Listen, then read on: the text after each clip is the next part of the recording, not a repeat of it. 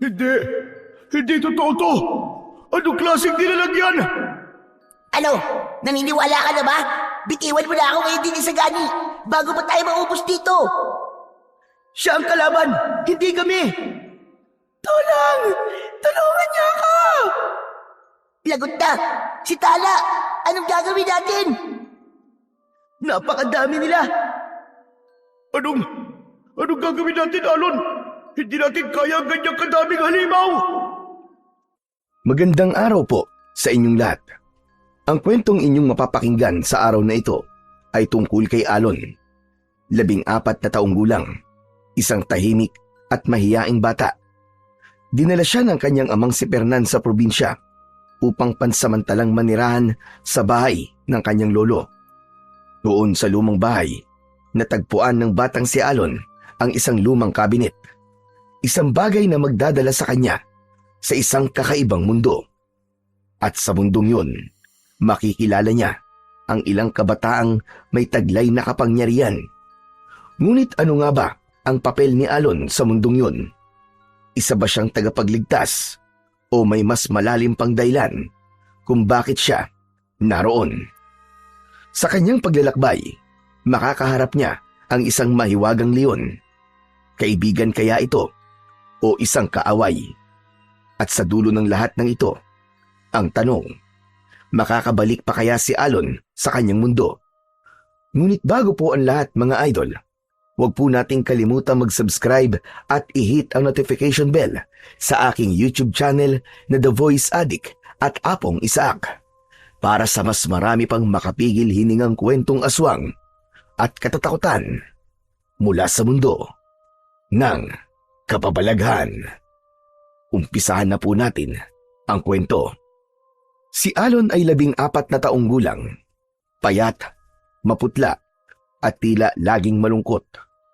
Lumaki siya sa lungsod ng Maynila, sa isang maliit na apartment na ang palaging kasama ay ang kanyang ina, isang guro sa pampublikong paaralan. Tahimik siyang binatilyo at mas gusto niya ang magkulong sa kwarto para gumuhit sa kanyang sketchpad kaysa ang makihalubilo sa iba. Mahilig siyang magbasa ng mga alamat at mga kwentong kababalaghan. Wala siyang masyadong kaibigan dahil sa pagiging mahiyain at sobrang sensitibo. Ayos na siya kung ano ang meron siya. Masaya siya maski nag-iisa. Ngunit nagbago ang lahat nang biglang mamatay ang kanyang ina sa isang aksidente. Ang ama niyang si Mang Fernan na isang sundalo ay hindi na rin alam kung paano siya maaalagaan dahil hindi naman ito kayang pagsabayin ang trabaho at ang pag-aalaga sa anak. Pagkatapos ng libing ng kanyang asawa, napagdesisyonan niyang ipaalaga ang kanyang anak sa kanyang ama na si Lolo Eko. O sige na, ihanda mo na yung mga gamit mo, anak. Babiyahe na po ba tayo ngayon, Tay? Bakit parang ang bilis naman po yata? Anak, kailangan ko din kagad makabalik. Hindi naman ako pwedeng magbakasyon na matagal. Kaya pagkatid ko sa iyo sa lolo mo, aalis na rin ako. Sige po, kung yan po talaga ang solusyon, Papa. Ayos na po sa akin. Basta ipangako niyo po na magkikita po ulit tayo, ah. Promise, anak. Magkikita tayo ulit. Huwag ka mag-alala. Siya nga pala. Habang nasa poder ka ng lolo mo, lagi mo siyang tutulungan sa mga gawaing bahay, ah. Huwag kang magiging pasaway. Opo, Papa. Susunod po ako. Mabuti naman kung ganon. Oh, bakit naman parang ang lungkot ng mukha mo?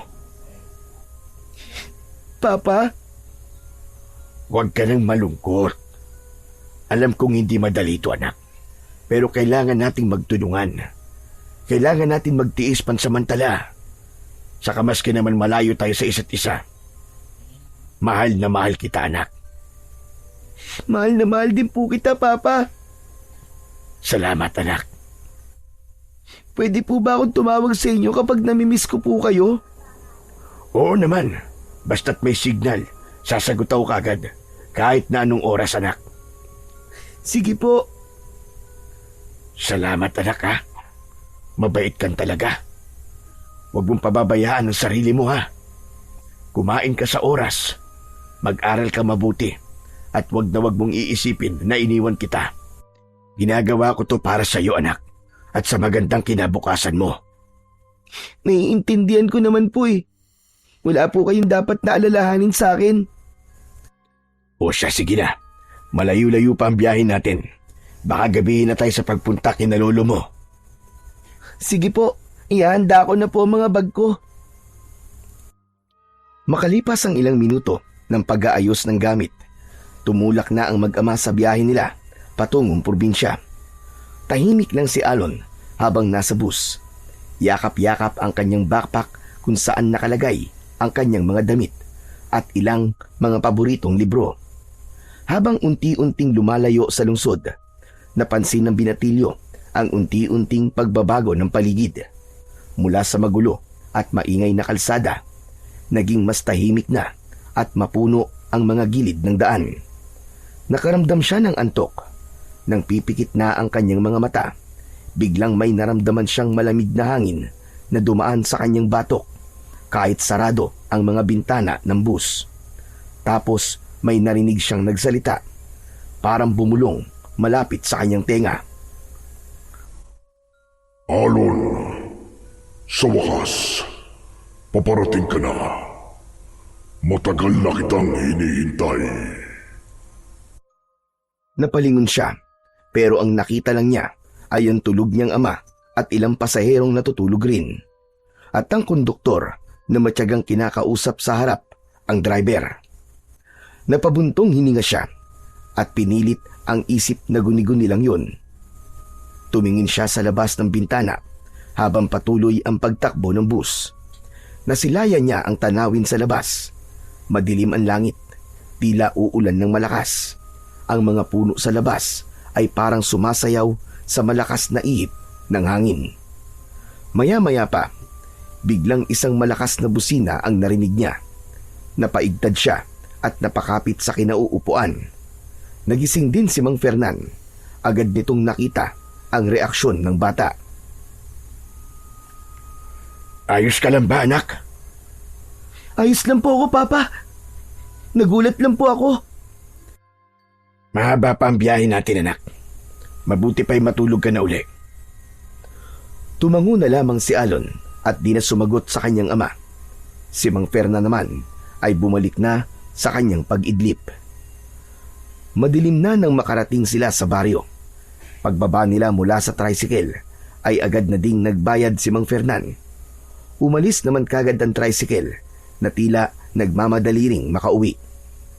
Humugot ng isang malalim na buntong hininga si Alon habang nakatanaw sa harap nila. Sa tapat ng maikling bakod na yari sa kawayan, may isang lumang bahay na yari sa kahoy. May mga halamang nakapaso sa gilid ng hagdan at lumang lampara na nakasabit sa poste ng balkon. At sa balkon, nakaupo ang isang matandang lalaki na nakasuot ng puting kamiseta at may suot itong kakaibang kwintas na tila kumikislap kapag tumatama sa liwanag ng lampara. Naninigarilyo ito habang nakatingala sa buwan na noon ay bahagyang nababalutan ng manipis na ulap. Pagkakita sa kanila, agad itong tumayo at sinalubong sila sa kanilang pagdating. Aba, Fernan! Ikaw ba yan? Nako! Ang anak ko! Dumating ang anak ko! Mano po, itay? Kaawaan ka ng Diyos, anak. Sino ba itong kasama mo? Abay, guwapo ah. Kamukha ko. Siya po si Alon, itay. Anak ko po siya. Ano ka mo? Anak mo? Ibig sabihin, apo ko ang batang ito. Pamilyar ang pangalan niya. Parang narinig ko na. Ipinangalan ko po kasi siya dun sa palagi niyong ikinikwento sa akin na naging kaibigan niyo. Aba, oo nga ano. Kapangalan mo nga. Pero hindi ko na masyadong maalala eh. Siguro kung may magpapaalala sa akin, Matatandaan ko. Matanda na kasi ako eh. Medyo makakalimutin na. Kitang-kita sa mga mata ni Lolo Eko ang saya. Lumapit ito sa bata at pinisil-pisil ang balikat ni Alon. Bagyang nangingilid ang luha nito sa kanyang mga mata. Noon lamang niya nakilala ang kanyang apo. Nakaisa-isang bunga ng anak niyang si Fernan. Hala sige, pasok kayo, pasok. Kumain na ba kayo? Meron akong pandesal doon sa loob. Halina't magkape tayo. Habang papasok sila sa loob, ay tahimik lang si Alon. Ramdam niya ang init ng pagtanggap ng matanda. Hindi siya sanay sa ganitong klase ng atensyon, ngunit hindi niya yun ikinailang. Hala sige, maupo kayo. Upo. Ibaba niyo na muna riyan ang mga gamit niyo. Maraming salamat po, Itay. O siya, sabihin niyo nga, bakit kayo napadpad dito bigla? Wala ka bang duty ngayon? Nasaan ang asawa mo si Lisa? Wala na po si Lisa, Itay. Mahigit 1 linggo na po siyang patay. Naaksidente ho sa kalsada. Ano ka mo? Si Lisa, patay na. Tumango si Fernan, habang si Alon naman ay napayuko ng bahagya. Diyos ko! Patawad anak! Hindi ko man lang nalaman. Hindi ko man lang siya nakita. Naging mabilis po yung mga pangyayari, Tay. Tsaka wag na po kayo mag-alala. Naiintindihan ko naman po kung di po kayo nakapunta. Matanda na po kayo at mahirap na po ang biyahe para sa inyo. Kaya nga po nandito ko para ipaalam sa inyo ng formal kung ano po nangyari. Tsaka nga po pala, may sasabihin po kung importanteng bagay sa inyo, Itay. Ano yon, anak? Itay, hindi ko ho kayang alagaan si Alon habang nasa serbisyo po ako. Hindi ko siya kayang iwang mag-isa sa Maynila. Kung pwede po sana, dito na po muna siya sa inyo. Sa akin? Opo, Itay. Dito po muna siya titira. Dito na rin po siya mag-aaral kung sakali nang pumayag kayo. Kapag may mas maayos na po akong kalagayan, kukunin ko na lang po siya ulit. Pero ngayon po, ito lang po ang kaya ko. Napatingin si Lolo Eko kay Alon. Tila kinikilala niya ito. Walang problema doon, anak. Ako ang bahala kay Alon. Kahit matanda na ako, kaya ko pa naman siyang alagaan. Maraming salamat po, Itay. Huwag po kayo mag-alala. Bukas na bukas po ay magpapahanap ako ng kapitbahay o kabarangay man lang na pwedeng umalalay sa inyo sa umaga. Yung bang maglaba, magluto at iba pa. Ako na po magbibigay ng buwan ng sahod niya. Nako, huwag ka na magpahanap. Meron na akong naiisip. Si Teresita. Balo na yun. Mabait, maasikaso, at marunong sa gawaing bahay. Pwede ko siyang kausapin bukas. Maraming salamat po talaga, Itay. Malaking ginhawa po ito sa akin. At salamat po sa pagtanggap niyo po kay Alon. Pwede ba namang hindi ko tanggapin yan? Tignan mo nga, kabukang-kabuka ko.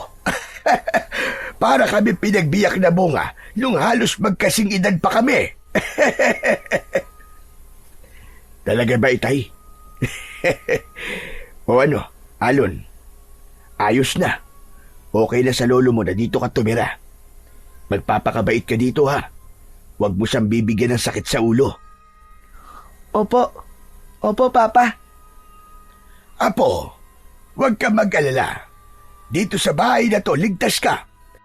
Maaaring hindi kita nasubaybayan mula nung sanggol ka pa. Pero simula ngayon, ako na ang magiging mata at tenga ng papa mo habang wala siya. Ako na rin ang magiging kamay nila para magabayan ka at mapalaki ng maayos. Magtiwala ka sa lolo mong pogi, hane. Salamat po, Lolo Eko. Matapos magkape at mag-usap, inihanda na ng matanda ang magiging tulugan nilang mag-ama. Sa loob ng bahay na yon ay may 3 silid. Tig-iisa sila. Pagpasok ni Alon sa kwarto niya, napahinto siya saglit. Namangha siya. Maayos at malinis ang buong silid. Makinis ang kobre kama.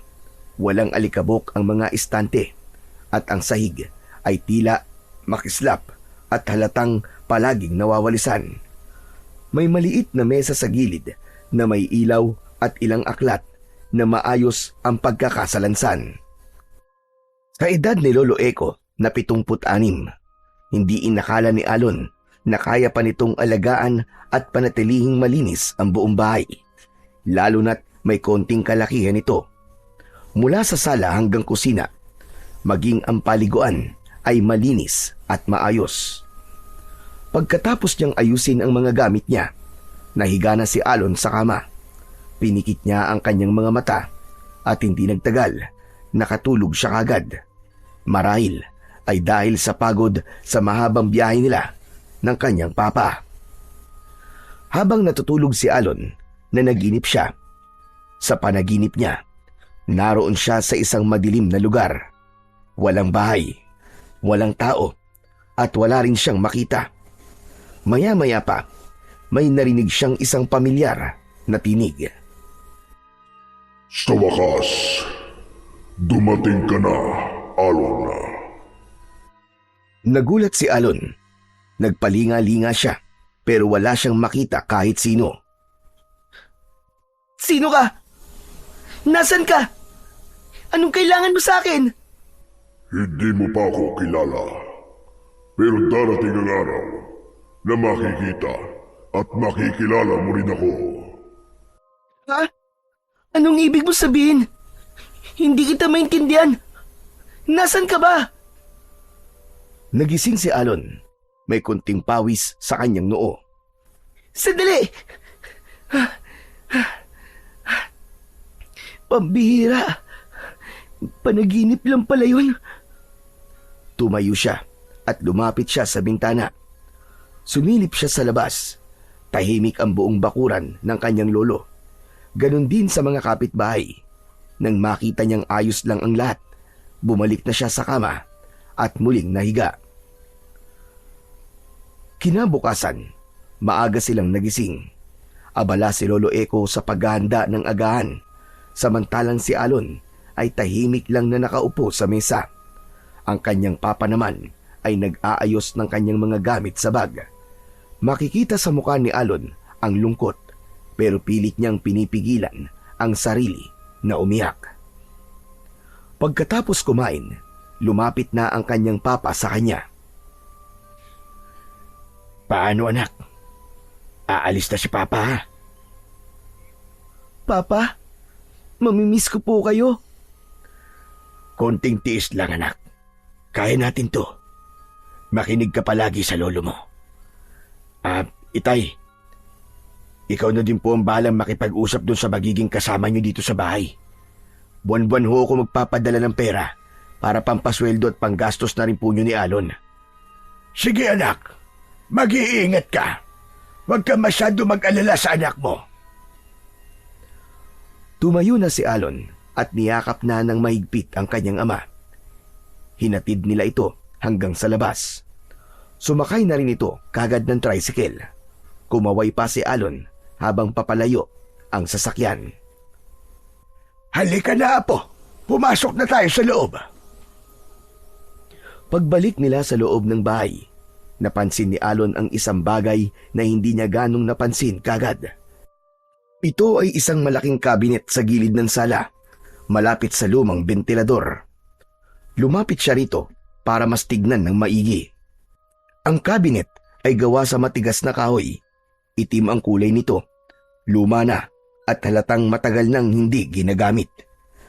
Ang mga hawakan ng kabinet ay metal, kulay tanso na kupas na. Mukhang matagal na ding hindi nabubuksan. Napakunot ng noo si Alon. Hindi niya alam kung bakit parang nahihila ang atensyon niya sa lumang kabinet na yon. Para bang may bumubulong sa kanya na buksan ito. Apo, ano bang ginagawa mo riyan? Lolo, ano pong laman ng cabinet po na to? Isa lang yung lumang kabinet at wala yung laman. Hindi ko lang maitapon kasi sayang naman. Tumango si Alon. at lumapit na sa kanyang lolo. Bago makalayo, muli niyang sinulyapan ang kakaibang kasangkapan na yun. Nagtataka siya kung bakit nasabi ng kanyang lolo na wala itong laman pero nakakandado. Sa mga sumunod na araw, unti-unti nang nakasanayan ng binatilyo ang buhay sa probinsya. Tahimik ang buhay doon. Gigising sa tilaok ng manok, mag-aalmusal, magdidilig ng mga halaman, at sa gabi, maghahapunan at bago matulog ay magdarasal sila at nagsisindi ng insenso. Isang gabi, habang umuulan at humahampas ang hangin sa mga bintana, nagising si Alon. May narinig siyang mahinang kaluskos. Dahan-dahan siyang bumangon at sumilip mula sa kwarto. Maliwanag ang sala, pero hindi niya nakita doon ang kanyang lolo Eko. Lumabas siya. Nakita niyang bukas ang kabinet at ang liwanag sa buong sala ay galing sa loob nito. Dahil sa kuryosidad, lumapit si Alon sa kabinet. Habang papalapit siya, may narinig siyang tinig mula sa loob. Mahinang boses na parang bata. Nagtatawanan, naglalaro. Saan galing ang mga boses na yun? Parang dito sa loob ng kabinet Mas lumapit pa siya. Tinignan niyang mabuti ang bawat sulok nito. Maliwanag, pero wala naman siyang nakitang bata. Mas lumakas ang tunog nang makalapit siya ng tuluyan. Ano ba? Ano ba, Ikong? Halika na! Napapitlag si Alon. Hindi niya kilala si Ikong. Wala sa sariling ipinasok niya ang kanyang kamay sa loob ng kabinet. Hinaplos niya ang kahoy. Malamig ito. At may naramdaman siyang kakaiba sa palad niya. Parang may dumadaloy na kuryente. Halika na! Sumama ka na sa amin! Mula sa loob ay may humawak sa kamay niya. Isang malamig na kamay. Hindi niya makita kung kanino galing, pero mahigpit ang hawak nito. Ah! Lolo! Lolo! Nakasigaw siya, pero masyadong mabilis ang mga pangyayari. Biglang hinila ng kamay ang buong katawan niya papasok sa kabinet. Tapos ay para siyang nahulog sa walang katapusang butas. Paikot-ikot ang paligid niya. Nawala ang liwanag. Pumalit ang dilim. Hanggang sa sumigaw siya ng napakalakas. Ilang sandali pa, nawalan siya ng malay. Mabigat ang ulo niya at parang umuugong ang paligid niya nang siya ay magkamalay. Unti-unti niyang iminulat ang kanyang mga mata. Ang una niyang nakita ay ang muka ng isang dalagita. Nakaupo ito sa tabi niya, nakatitig sa kanya. Maganda ito, maamo ang muka, maputi ang balat, mahaba rin ang buhok. Nakangiti ito sa kanya. Gising ka na! Teka, sino ka? Ako si Tala. Halika na, bumangon ka na riyan. Hinihintay ka na nila. Kanina ka pa natutulog dyan Ano? Pinagmasdan niya si Tala. Hindi niya ito kilala at mas lalong wala siyang ideya kung bakit parang kilalang-kilala siya nito. Nakahawak pa ang kamay nito sa kanya at pilit siyang pinatatayo. Sandali lang. Nasaan ba ako? Ano bang lugar to? Maligayang pagdating sa Ilaya, Alon. Kilala mo ko? Oo, bakit? May nakapagtataka ba doon? Huwag kang matakot. Hindi naman ako masamang tao Halika na. Hinihintay ka na nila. Napatingin si Alon sa paligid. Para siyang nasa loob ng isang malawak na hardin. Maraming halaman ang nasa paligid. Lahat ay may sari-saring kulay. Maliwanag ang paligid at maganda ang tanawin. Tahimik ang lugar at malamig ang hangin. Teka, hindi ko alam kung ano nangyayari. Nananaginip ba ako? Hindi, Alon. Hindi to panaginip. Nandito ka sa Ilaya at matagal na naming hinihintay ang pagdating mo. Ako? Bakit naman ako? May nakapagsabi sa amin na darating ang isang araw, darating ka dito. Ha? Sino? Basta, kung gusto mo malaman ang sagot dyan sa tanong mo, kailangan mo magtiwala. Sumama ka sa akin. Pero hindi kita kilala eh. Bakit ako magtitiwala sa'yo? Ayos lang. Kung hindi ka kagad magtitiwala, naiintindihan ko. Pero wala kang pagpipilian. Kailangan mong sumama sa akin sa ayaw at sa gusto mo. Hindi pa nakakasagot si Alon nang biglang hinila siya ni Tala. Maigpit ang pagkakahawak ng dalagita sa kanyang kamay. Pero hindi naman siya nasaktan. Sa gulat niya, napakapit na rin siya at sumunod. Habang naglalakad sila, napansin ni Alon na may kakaiba sa paligid. Ang mga damo sa dinadaanan nila ay yumuyuko na parabang nagbibigay daan sa kanila. Ang mga bulaklak naman na dati ay nakasara ay unti-unting namumukadkad kapag lumalapit sa kanila si Tala. Ano bang klaseng lugar to, Tala? Bakit ganito ang paligid? Parang napakamahiwaga. Ito nga ang Ilaya. Bakit ako nandito? Huwag ka na magtanong. Dadaling kita kay Apo sa Lumay. Sa kanya ka na lang magtanong dahil siyang nakakaalam ng propesiya tungkol sa'yo. Ha? Propesiya? Ano bang itsura yan? Huwag ka matakot. Ligtas ka sa lugar na to. Nagpatuloy sila sa paglalakad. Sa dulo ng daan, may nakita siyang mataas na bahay. Gawa ito sa kahoy at may mga lampara na nakasabit sa bawat kanto nito. Doon sila papunta. Malapit na tayo. Nasa loob si Apo sa Lumay.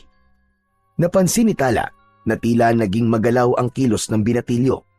May pagkaalangan sa mukha nito. Huwag kang mag-alala. Mabait siya. Matanda na pero matalino pa din.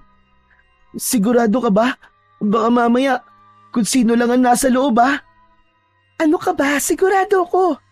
Hindi ka naman niya sasaktan eh. Dahan-dahang binuksan ni Tala ang pinto ng bahay. Apo sa Lumay, narito na po si Alon. Pumasok kayo. Pumasok si Tala. Sumunod si Alon. Agad siyang sinalubong ng amoy ng mga tuyong dahon at usok mula sa mga nasusunog na insenso. Sa gitna ng bahay ay may luma at mahabang upuan kung saan nakaupo ang isang matandang lalaki na may mahabang puting buhok at balbas. Lumapit ka, Alon. Bilisan mo. Dahan-dahan siyang lumapit sa matandang lalaki. Huwag kang matakot, iho. Hindi kita kakainin. Teka po, paano niyo po akong nakilala? Matagal na kitang kilala. Bago ka pa ipakanak. Nabanggit ka na sa mga panaginip ko. Natatakot ho ako sa inyo eh. Paano po ako makakabalik sa lolo ko? Ibalik niyo na po ako. Makakabalik ka din, iho. Pero hindi pa siya ngayon. Kapag umalis ka nang hindi pa handa, baka mapahaba ka. Natigilan si Alon. Naisip niya kung ano ang mararamdaman ng kanyang ama kapag nalaman nitong nawala siya mula sa pangangalaga ng kanyang lolo Eko. Gusto niya nang maiyak pero pinilit niyang pigilan ang kanyang sarili. Ano po bang kailangan kong gawin? Ano po bang gusto niyo sa akin? May dahilan, iho, kung bakit ka dinala dito. May mga bagay na kailangang ayusin. May panganib na darating. At ikaw lamang ang maaaring makatulong sa amin. Teka, panganib? Ano bang klaseng panganib po yan? May mga nilalang na pumapatay na mga katulad natin. Mababagsik sila, iho. Wala silang awa. Paparito sila para magpalakas ng kanilang mga kapangyarihan. Ibig niyong sabihin, mga nilalang ng dilim? Anong klase itong mga to? Tulad po ba sila ng mga aswang? Mas masahol pa sila sa karaniwang mga aswang. Tinatawag silang kulto ng mga itim na gabon. Isang uri sila ng mga elemental na kumakain ng laman. Ang kinukuha nila ay ang mga kaluluwa at kapangyarihang nasa dugo ng mga taong tulad mo. Tulad ko? Bakit? Ano po ba ako? Wala naman po akong kapangyarihan tulad ni Tala na kayang magpabuka ng mga bulaklak. Natawa ng bahagya si Tala sa sinabi ni Alon. Oh, bakit siya tumatawa? Totoo naman, di ba? Napansin ko yung kanina habang papunta tayo dito eh. Wala. Natuwa lang ako sa sinabi mo. Kaya ako tumawa. Natawa ka? Kasi alam mong wala talaga akong kapangyarihan kagaya mo. Wala akong alam dito. Hindi ko nga alam kung totoo ba itong nangyayari. Naiintindihan ka namin, Alon. Alam kong nalilito ka pa at di makapaniwala sa mga naririnig mo. Mabuti pa, ay doon na lang muna kami sa labas. Okay lang po ba, Apo? O sige, mabuti pa nga Tala. Agad siyang hinila palabas ni Tala. Tahimik lang si Alon habang naglalakad sila. Maraming tanong ang gusto niyang malaman ng sagot, pero pinipigilan na niya ang kanyang sarili dahil kanina pa ay nararamdaman na niyang tila tikom ang bibig ng mga kausap niya. Tipid na tipid ang mga ito sa mga detalye. Dinala siya ni Tala sa likod ng bahay kung saan may mas malawak pang hardin. Doon lang napansin ni Alon na wala pala silang kapitbahay sa paligid. Dito mo sila makikilala. Sila? May iba pa bang nakatira dito? Oo, kami mga bata na may kakaibang kakayahan. Huwag kang matakot, mababait sila. Nang igala ni Alon ang kanyang paningin sa paligid, napansin niya ang isang lalaki na tila mas matanda sa kanya ng ilang taon. Nakasuot ito ng pulang sando at shorts. Nakaupo ito sa isang malaking bato. Alon, siya si Isagani. Uy, may bagong dating ah. Ako si Isagani. Kumusta ka? Mabuti naman. Biglang tinapik ni Tala si Isagani sa balikat. Sige, Isagani, ipakita mo nga sa kanya. Gusto mong makita? Teka, makita ba ang alin? Ngumiti si Isagani at dahan-dahang yumuko. Kumuha siya ng isang maliit na batong bilog mula sa lupa. Tumayo siya at tinignan si Alon na parang may gustong patunayan. Tignan mong mabuti to ah. Dahan-dahan niyang tinapik ang bato sa kanyang kanang braso. Maya-maya, may kakaibang nangyari. Unti-unting nagbago ang kulay ng balat ni Isagani mula sa normal na kayumanggi ay naging kulay abo ito. Nakita ni Alon na parang kumintab at naging makinis ang ibabaw ng balat ni Isagani at matigas ito. Napatitig si Alon. Hindi siya makapaniwala sa nakikita. Biglang kinuha ni Tala ang isang tungkod na kahoy mula sa gilid ng halamanan. Walang pasabi. Pinukpok niya sa braso si Isagani. Tumunog ang kahoy, pero hindi natinag ang binata. Hindi man lang siya nasaktan. Hindi man lang siya napaurong. Nakangiti lang siya, na parang wala lang. Ayos ka lang ba? Oo naman no. Ayos lang ako. Sanay na akong palaging sinusubok ng mga kasama ko dito eh. Totoo yan. Minsan nga, kahit si Apo sa lumay, sinusubok siya dito. Ang galing. Parang naging bato ang balat mo. Tama ka. Kaya kong gawing bato ang katawan ko. Pero pansamantala lang. Kasi kapag matagal ko tong ginagamit, kailangan ko magpahinga ng matagal. Biglang ibinaling ni Isagani ang kanyang pansin sa batong tinutungtungan kanina. Bigla niya itong sinuntok. Nabiyak ito sa gitna. Pero ang kamao niya, ni hindi man lang nasugatan. Wala man lang ito, maski konting gasgas. Imposible. Paano mo nagagawa yan? Hindi ko alam eh. Kasi sabi ni Apo sa lumay, mula lang sunggol pa lang ako, taglay ko na ang kakayang to. Kaya nga ako napunta sa pangangalaga niya eh, kasi dito, lahat ng mga batang katulad ko, katulad namin ni Tala, dito dinadala. Ganun ba? Napatango si Alon. Tahimik lang siyang nakatingin. Hindi pa rin makapaniwala. Ikaw kaya? Ano kayang kapangyarihan mo? Naku, wala akong kapangyarihan. Ordinaryong tao lang ako na naligaw dito sa mundo nyo. Nakita niyang ngumiti si Isagani. Ngunit sa matigas nitong anyo, dama ni Alon na totoo ang ngiting yun. Magaan ang pakiramdam niya sa bagong kakilala. Alam niyang mabait ito. Halika na, ipapakilala pa kita sa iba. Pagkasabi nun ay may dumating na isa pang binatilyo Matangkad siya at malaki ang pangangatawan. Matitigas ang kanyang braso at parang bato-bato.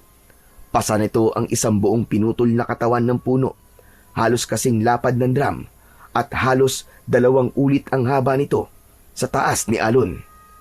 Dumiretso ito sa likuran mismo ng bahay. Naglakad na parang wala lang. Wala man lang makita si Alon na bakas ng pagod sa mukha niya, ni hindi nga hinihingal. Parang magaan lang ang pasa niya kahit talatang mabigat ang bagay na yun. Ibinaba niya ang puno sa lupa ng maingat, pero may kalabog pa rin dahil sa bigat at laki nito. Siya naman si Ikong. Siguro naman, di mo natatanungin kung anong kapangyarihan niya dito, di ba? Siya nga. Pero sasabihin ko na rin, kung ako ang pinakamatigas, siya naman ang pinakamalakas. Napanganga si Alon habang tinitignan si Ikong nang muli nitong buhatin ng kahoy at iayos. Hindi siya makapaniwala. Napatingin si Alon sa kanyang sariling mga braso. Lalong nadagdagan ang pag-aalinlangan niya sa sarili. Habang ang mga batang nakilala niya ay may lakas at kakayahan, siya ay wala ni isa sa mga yun. Ni tapang ay wala siya. Uy! May bisita yata tayo. Oo, siya si Alon. Ako naman si Ikong. Grabe, parang hindi tao ang lakas mo ah. Dahil dito yan, oh. Itinaas ni Ikong ang suot niyang kwintas. Kumislap yun sa liwanag ng araw. Isa itong kwintas na gawa sa pinatigas na hibla ng halaman. Sa gitna nito, nakasabit ang isang bato na may malakristal na itsura. Ang bato ay kulay berde na may halong ginto sa gitna at tila may gumagalaw sa loob kahit hindi ito inaalog. Kapag tumatama sa sinag ng araw, kumikislap ito. Dito ko nakuha ang lakas ko. Galing to kay Apo sa Lumay, nung inampon niya ako. Napatingin si Alon sa mutya. Tila naakit ang paningin niya rito. May kakaibang init siyang naramdaman, pero hindi siya nasaktan. Napaatras siya ng konti. Lahat kami dito, ipinanganak na may kakayahan na. Pero itong si Ikong, ganyan na sa kanya. Pinagkalooban siya ng mutya. Ganun ba? Ibinalik ni Ikong ang kwintas sa loob ng kanyang sando. Teka, matanong ko lang ulit. Totoo ba talaga ang lahat ng to? Oo naman, hindi pa naginip. At mas lalong hindi ilusyon ang lahat ng nakikita mo dito. Lahat kaming nandito, Alon, hindi ordinaryo. At mukhang kasama ka na rin namin ngayon. Teka, paano niyo naman akong makakasama? Wala naman akong kapangyarihan eh. Hindi pa siguro ngayon, pero darating ang oras mo. Sabi ni Apo, may kapangyarihan ka rin. Kailangan mo lang mahanap kung ano yun. Totoo yun. Kusa yung lalabas. Maniwala ka sa amin, Alon. Huwag kang matakot. Kasama mo kami. Tayo ang magkakasangga dito. At masaya kami na dumating ka dito sa amin. Tara na, ililibot pa kita sa ibang bahagi ng lugar. Magugustuhan mo ang lugar na to. Pangako. Sige, ipasyal mo ko. Ngumiti ang lahat. Si Ikong ay bumalik na sa kanyang ginagawa. Samantalang si Isagani naman ay pumasok na sa loob ng bahay. Si Tala at Alon na lamang ang naglakad at namasyal sa lugar. Nadaanan nila ang mga puno ng nara at balete na siyang nagbibigay ng lilim sa kanilang dinaraanan. Sa bawat takbang, naririnig nila ang mga tunog ng tuyong dahon na naaapakan nila. Kasabay sa huni ng mga ibon at lagaslas ng ilog na di pa nila nakikita. Ang sarap namang pakinggan ng mga tunog. Ibang-iba ito sa tunog ng Maynila kung saan ako lumaki. Payapa at tahimik. Ingay lang ng kalikasan ang naririnig. Maynila? Saan yun? Isa yung lungsod kung saan maraming mga tao, maraming mga sasakyan, mga malalaking malls at iba pa. Mukhang masaya dun ah. Anong masaya? Magulo ka mo. Madaming nag-aaway. Nagpapatayan ng walang katuturan at halos araw-araw may problema. Kaya nga, habang naririnig ko ang tunog ng lugar na to, parang nagugustuhan ko na dito. Parang ayoko nang bumalik. Bakit naman? Hindi ka ba masaya sa tinitiran mo? Ewan ko. Parang dun kasi, kahit anong gawin mong pagsisikap, parang may kulang pa rin eh. Lahat dun nagmamadali. Lahat nag-uunahan. Lahat takot mawalan ng pera. Takot mawalan ng trabaho. Pero dito tahimik lang. Walang cellphone, walang internet. Pero parang andaling makontento kung ano ang meron. Ikaw, Tala, naranasan mo na bang umalis dito? Yung pumunta sa ibang lugar? Hindi pa eh. Pero palagi akong nangangarap. Minsan gusto kong makita kung anong meron sa dulo ng gubat, sa likod ng mga bundok at iba pa. Kaso, hindi naman ako makalayo dito. Hanggang dito lang ako. At ito ang paborito kong lugar dito. Paborito mong lugar? Oo, ligtas tayo dito. Tignan mo, oh. Maganda dito, di ba? Nang tignan ni Alon ang paligid, namangha siya sa kanyang nakita. Nasa tabi na sila ng ilog kung saan may isang maliit at mababang talon. Ang tubig ay malinaw. Makikita sa ilalim nito ang makulay na mga bato at ang mga isda na lumalangoy. Hanggang dito lang tayo, Alon. Delikado na sa kabilang parte ng ilog. Sabi ni Apo, may mga nilalang doon na hindi natin alam kung kakampi ba o hindi. Tumango si Alon. Napatingin siya sa kabila. Para bang may humihila sa kanya roon. May nakita siya, isang leon. Malaki ito at mabagsik ang anyo.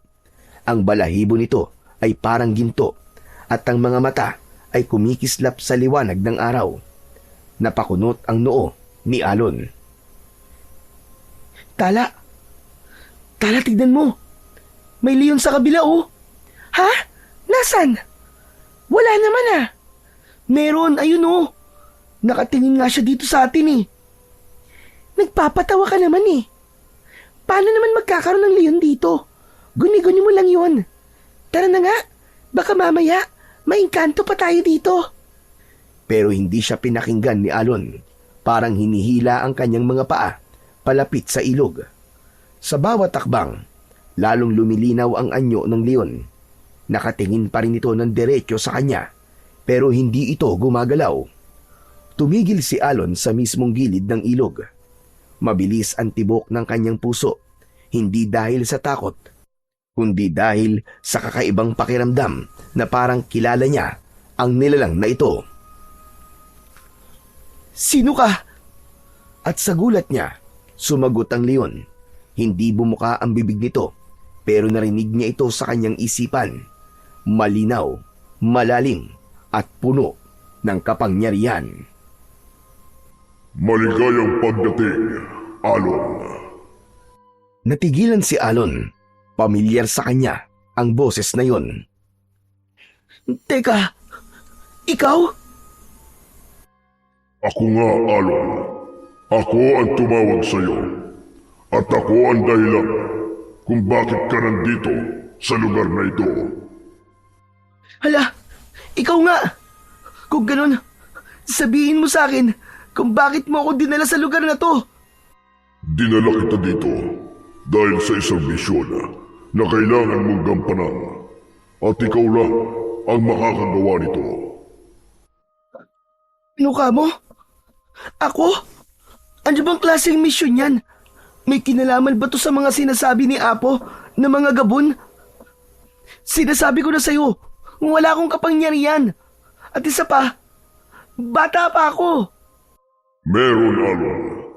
Meron kang kakayahan na matagal nang nasa sayo. At bukod doon, ay pagkakalooban pa kita ng ibang kapangyarihan. Natahimik si Alon. Napatitig sa nilalang na nasa kabilang panig ng ilog. Hindi niya mapaniwalaan ang mga sinasabi ng nilalang.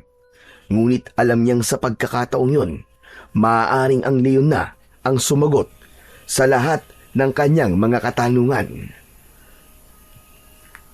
Samantala, si Tala naman ay nananatiling nakapwesto sa di kalayuan. Nakakunot ang kanyang noo habang pinagmamasdan si Alon na tila wala sa sarili.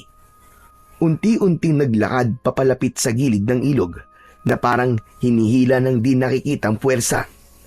Wala naman siyang makita sa kabilang pangpang, ni anino, ni hayop, ni tao. Tanging mga puno at halaman at ang gumagalaw na damo sa ihip ng hangin ang kanyang nakikita. Alon? Hindi nagsasalita si Alon at wala rin siyang makitang anumang reaksyon sa mukha nito.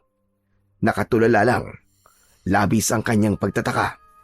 Hindi niya maipaliwanag pero tila biglang nakaramdam siya ng panlalamig. Nakaramdam siya ng kaba nang mapagtanto na may di karaniwang nangyayari. At si Alon nagpatuloy sa pakikipag-usap sa leon. Ibig mong sabihin, bibigyan mo ako ng kapangyarihan? Tama ka. Kailangan mong harapin ito. Parehas kayo ng sinabi ni Apo sa lumay. Dahil ang lahat ng ito ay nakatakda ng mangyari. Nakasulat sa isang propesiya ang pagdating mo. Ikaw ang pinili.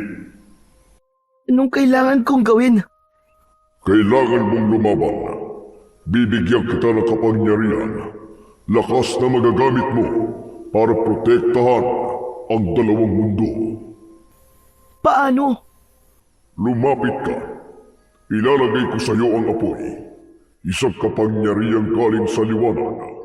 Gamitin mo ito para labanan ang kadiliman. Kapag tinanggap ko to, anong mangyayari? Magbabago ang buhay mo. Hindi ka na magiging normal. Makakakita ka ng mga bagay na hindi nakikita ng iba at malalabanan mo ang kadiliman. At kung hindi ko naman tanggapin? Walang lalaban sa kanila. Masasakop nila ang mundong ito. At kung mangyari yun, wala ka na rin mundong babalikan. Dahil kapag nasira ang balanse dito, damay ang lahat. Napatitig si Alon sa kalmadong tubig ng ilog. Hindi pa niya lubos na maunawaan ang lahat, pero malinaw ang isang bagay. Kung hindi siya kikilos, kung hindi niya tatanggapin ang kapangyarihang ibibigay ng mahiwagang leon, ay mawawala ang lahat. Kailangan mo nang pumili ngayon. Tatanggapin mo ba ang kapangyarihan o hahayaan mo na lamang na matalo tayo ng kadiliman? Napayuko si Alon. Ilang saglit pa ay sasagot na sana siya. Ngunit nang muli siyang tumingin sa leon, naglaho na ito. Walang iniwang bakas ang leon at ang kabigla-bigla, ang ilog ay tila naging ordinaryong muli. Alon! Napalingon siya sa tumawag sa kanya. Nakita niya si Tala. Nakatayo pa rin sa dati nitong pwesto. Kita sa mukha ng dalagita ang pag-aalala. Kinakawayan siya nito. Ano ba kasing ginagawa mo dyan? Kanina pa kitang tinatawag ah. Hindi kagad nakasagot si Alon. Napatingin ulit siya sa kabilang pampang. Ngunit wala na talaga doon ang mahiwagang leon. Muli siyang tumingin kay Tala. Papalapit na ito sa kanya. Ano ba talaga nangyayari sa'yo ha? Kasi Tala, yung leon. Alon, sigurado ka bang okay ka lang ha? Bakit hindi ko siya nakikita? Hindi kaya imahinasyon mo lang yun? Tulad ng sabi ko kanina? Hindi. Nandyan talaga siya kanina, Tala. Kinausap pa nga niya ako eh. Ano ka mo? Kinausap ka? Nako, mukhang totoo yung sinasabi ni Apo sa lumay na maraming hiwaga sa lugar na yan. Kaya hindi niya kami pinapayagan na tumawid dyan. Anong sabi niya sa'yo? Kakampi ba natin siya? Totoo ang sinabi ni Apo sa lumay. May paparating ang panganib. May mga sasalakay dito masasamang nilalang. Kung ganun, ay kailangan talaga nating maganda. Oo, pero sayang. No, sayang? Bakit? Ang sabi kasi nung leon, bibigyan niya ako ng kapangyarihan. Pero bigla naman siyang nawala eh. Halika na, Mabuti pa umuwi na tayo. Tahimik na silang naglakad pabalik. Pareho silang hindi nagsasalita. Parehas na seryoso, pero maraming iniisip. Hindi na nagsalita pa si Alon, pero ang isip niya, hindi mapalagay. Gusto niya ang kapangyarihan. Gusto niyang makatulong. At higit sa lahat, gusto niyang tapusin ang misyon na sinasabi sa kanya para makabalik na siya sa kanyang mundo at sa kanyang lolo Eko. Samantala, sa kabilang pangpang ng ilog sa lugar kung saan nawala ang leon, may 4 na nilalang na biglang lumitaw. Tahimik lang ang mga ito habang pinapanood sina Tala at Alon na papalayo. Pagkalipas ng ilang sandali, nakarating na sina Alon at Tala sa bahay ni Apo sa Lumay. Medyo papadilim na ang paligid ng mga sandaling yun. Nang makita silang paparating, agad niya silang tinawag. Pagpasok sa loob, agad na ikinuwento ni Alon ang lahat. Ang leon, ang mensahe nito, at ang iniaalok na kapangyarihan. Tahimik lang si Apo sa Lumay habang nakikinig. Hindi man lang halos kumurap habang pinakikinggan ang bawat salita ng binatilyo. Pagkatapos ay tumango ito at kagad na nag-utos. Ipinatawag niya ang lahat ng mga inaalagaang bata. Isa-isang nagsilabasa ng mga ito sa iba't ibang bahagi ng bahay. Nasa 10 silang lahat, kabilang na sina Isagani at Ikong. Makinig kayong lahat. Malapit na dumating ang panganib. Kailangan nating maghanda. Tahimik ang lahat habang nakikinig sa iba pang sinasabi ng matanda. Wala nang nangahaspang magtanong o sumingit. Ramdam na ramdam nila ang bigat ng mga salitang binibitiwan ni Apo sa Lumay. Pagkatapos ng usapan, ay kumain na muna sila ng hapunan at pagkatapos ay nagsibalik na sa kanilang mga silid para naman magpahinga. Kasama niya sa kwarto sina Ikong at Isagani. Mabilis na nakatulog ang dalawa niyang kasama, pero si Alon nakatalukbong ng kumot at dilat na dilat pa rin ang mga mata. Hindi siya mapakali. Magpapakita pa kaya ulit yung leon na yun sa akin? Bibigyan pa kaya niya ako ng kapangyarihan? Iniisip niya ang leon. Gusto niyang makuha ang kapangyarihan di lamang para sa kanyang sarili, kundi para na rin sa kanyang mga kasamahan. At higit sa lahat, gusto na rin niyang makabalik sa totoo niyang mundo, sa lugar kung saan alam niyang naghihintay sa kanya ang amang si Fernan at ang kanyang lolo Eko. Pumikit siya ng mariin. Isa lang ang malinaw sa isip niya. Hindi siya pwedeng mabigo sa kanyang misyon. Kalmado na ang gabi. Sa wakas ay nakatulog na rin si Alon. Ngunit hindi pa man nagtatagal, bigla siyang nanaginip. At sa panaginip na yun, muli siyang nasa tabi ng ilog. Nagpakita sa kanya ang leon. Hindi na ito tulad ng kanina. Mas malaki na ito at tila mas makapangyarihan. Nakatayo ito sa gitna ng isang makinis at malaking bato. Ang mga mata nito ay nagliliwanag na parang apoy. Biglang bumukas ang bibig ng leon at mula roon ay lumabas ang isang maliit na bato. Lumutang ito sa hangin at dahang-dahang lumapit kay Alon. Yan! Yan ang aking mutya. Ipinagkakaloob ko na ito sa'yo. Tinitigan ito ni Alon. Ramdam niya ang init na nanggagaling dito. Hindi sa kanyang balat, kundi sa loob ng kanyang dibdib.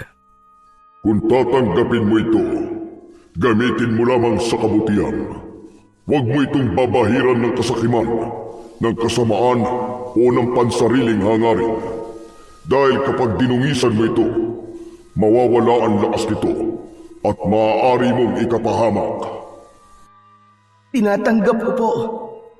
Maraming salamat, Mahiwagang Leon. Biglang walang paalam, pumasok ang mutya sa kanyang bibig.